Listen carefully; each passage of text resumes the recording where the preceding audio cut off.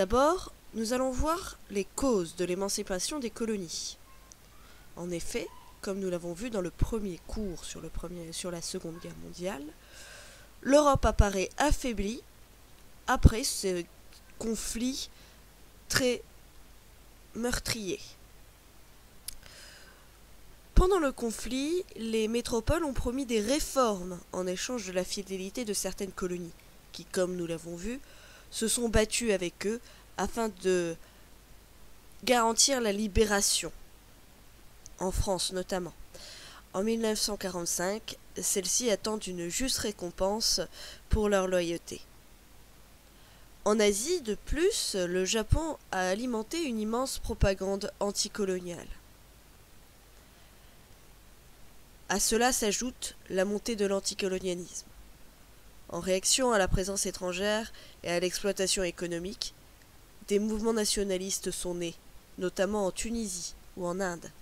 En Inde, avec Gandhi, qui va jouer un rôle très important pour l'indépendance de ce pays. Les principes démocratiques, diffusés par les métropoles, mais en contradiction avec le système colonial, se retournent contre elles. Enfin, le contexte international est défavorable au colonialisme. Les États-Unis, qui est une ex-colonie anglaise, fait pression sur les Royaumes-Unis afin qu'il accorde l'indépendance à ses colonies. L'URSS et la Chine, communiste, hostiles à l'impérialisme, donc hostiles à la colonisation, veulent étendre chacune leur vision du communisme.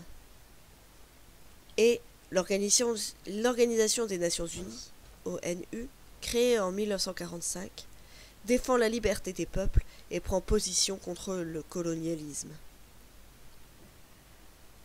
La décolonisation commence véritablement en Asie, entre 1947 et 1954. D'abord, il y a le cas indien. En effet, dans les Indes britanniques, le Congrès national indien, dirigé par Nehru, réclame l'indépendance depuis 1885. En 1919, Gandhi lance un mouvement non violent de désobéissance civile.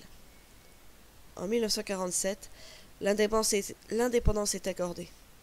L'opposition entre hindous et musulmans entraîne la partition en deux États, l'Inde et le Pakistan. 12 millions de personnes sont déplacées. L'indépendance par la guerre, ça, c'est un autre moyen pour avoir son indépendance.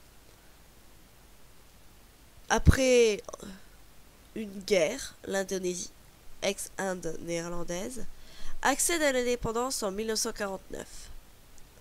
En Indochine, le Viet Minh, nationaliste et communiste dirigé par Ho Chi Minh, s'oppose à l'armée française dès 1946. En 1954, après la défaite de Dien Bien Phu, la France reconnaît l'indépendance du Cambodge, du Laos et du Vietnam, divisés en deux États. Ça, c'est pour la partie Asie. Mais il n'y a pas que l'Asie qui accède à son indépendance à ce moment-là. C'est aussi le processus de toute la décolonisation en Afrique que l'on voit alors apparaître, de 1954 à 1981. L'indépendance progressiste des colonies britanniques se voit avec le Ghana ou le Nigeria, respectivement en 1957 et 1960, qui négocient sans bataille, sans guerre, leur indépendance. Par contre, le Kenya accède plus difficilement à l'indépendance en 1963, après 11 ans de rébellion contre l'autorité britannique. En 1980, les Britanniques accordent l'indépendance à la Rhodésie du Sud sous le nom de Zimbabwe. Pour ce qui est des colonies françaises, après des troubles, le Maroc et la Tunisie obtiennent de la France, empêtrée dans la guerre d'Algérie, leur indépendance en 1956. Dans les colonies françaises d'Afrique noire, l'autonomie réclamée par les nationalistes modérés, Senghor au Sénégal, Houphouët-Boigny en Côte d'Ivoire, est accordée aux États d'Afrique subsaharienne francophone, au sein de l'Union française en 1956. En 1960, leur indépendance est acquise. L'Algérie est un cas à part dans cette décolonisation progressive des colonies françaises. L'Algérie est un territoire français, c'est-à-dire que il est considéré comme étant français.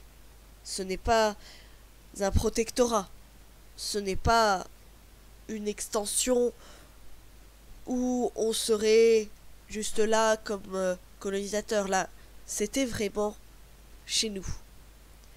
Conquise en 1930 et intégrée au territoire français, l'Algérie va connaître une guerre sanglante dès le 1er novembre 1954 où des attentats éclatent dans tout le pays.